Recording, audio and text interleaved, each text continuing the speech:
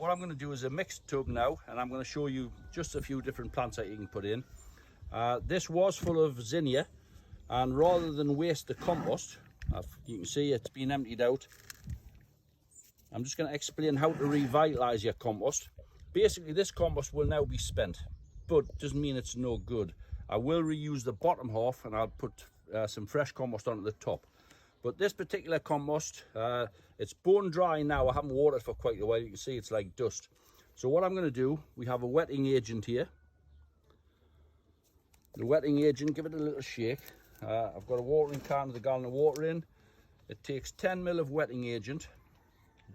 These lids are 5 ml. So we'll just fill that up. What a wetting agent does, it's like a silica that goes into the soil. It stops having any dry spots. It absorbs water much easier. It will make this compost workable again, and it also helps to stop any damping off. So I'll just get a little cane to mix that up. Right, we'll just give that a stir in the water to make sure it's nicely mixed.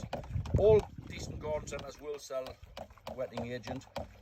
It's very similar to washing up liquid, but it does stay in the compost. It lasts a good while.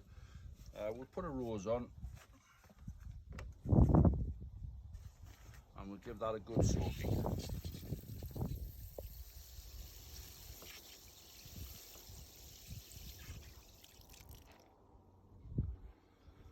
Just give that a minute. Now then, also the fertility will be gone that was in that particular compost. Compost doesn't last more than one season. So what we can get is, this is a Kempak potting base. I've had this for quite a while. I bought quite a few boxes when it was on the go. I think you can still get this in most decent garden centres. So we'll just open this up. Now this particular bag,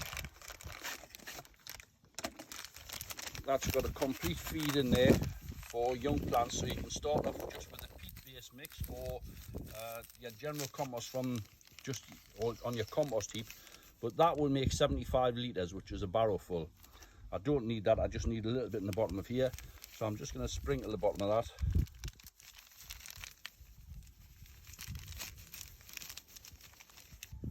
Put that a little bit further.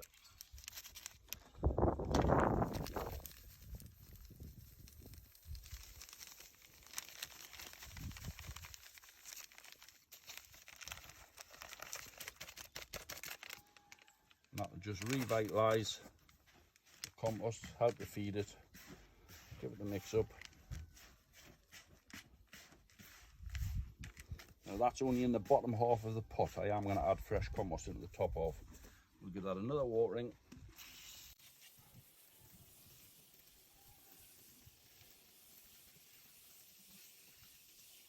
That's had a good soaking. That will retain moisture quite well now. So what we need to do now is add some fresh compost. Just general multi-purpose will do.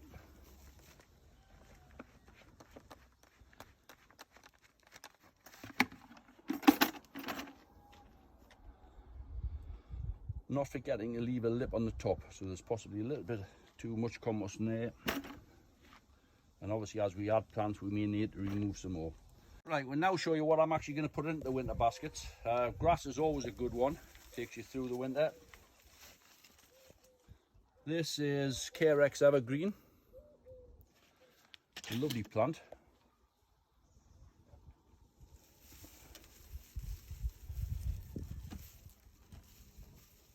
That's it. We'll just possibly remove any dying leaves on it, just so it looks nice. Yeah. We'll put the Carex grass to the back, because I am going to put smaller plants in the front in the way of pansies. Contrast in colour, we've got Heuchera. It's a lovely variety of this. This is Indian Summer. It's evergreen. It'll go right through the winter. It does flower in the summer, but the flower's quite insignificant. It's really grown for its beautiful foliage. That's a nice contrast, so we'll add that also in the back.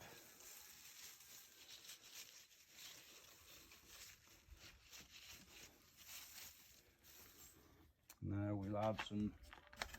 You can put winter heathers in. I have some, but I haven't watered them, so they're not looking too good.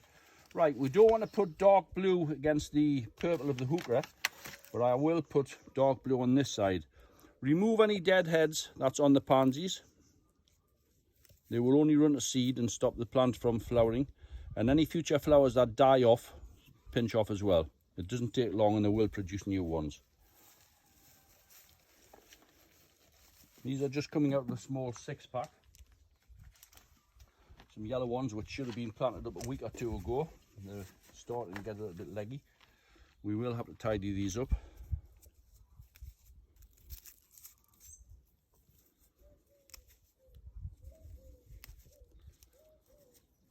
It doesn't matter how much you deadhead because they will just continue to throw new buds and new flowers on. Remove any jaded foliage off the bottom.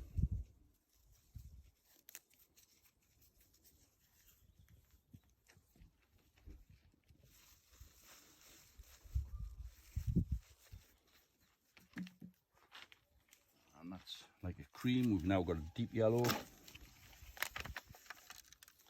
Again, tidy up. It's important to do this because if you don't, they will produce seed and they'll stop flowering.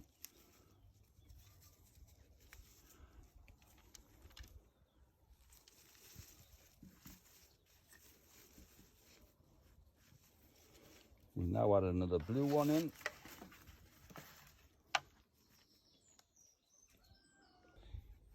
Leave a little bit space between the plants because these will grow quite rapidly, but I do like to fill the pot up. So, right, and we'll now put another yellow one in the front here.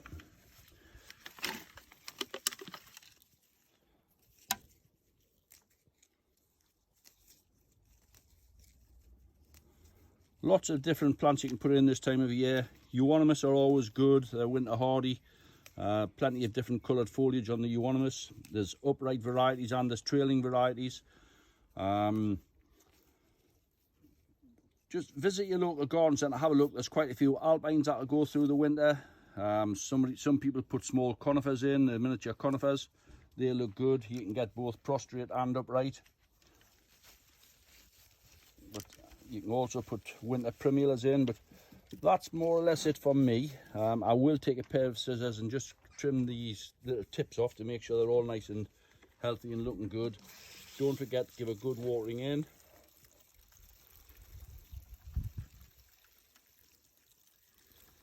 Now this is a gallon can of water and the whole gallon's gone into this particular pot. So make sure you give them plenty.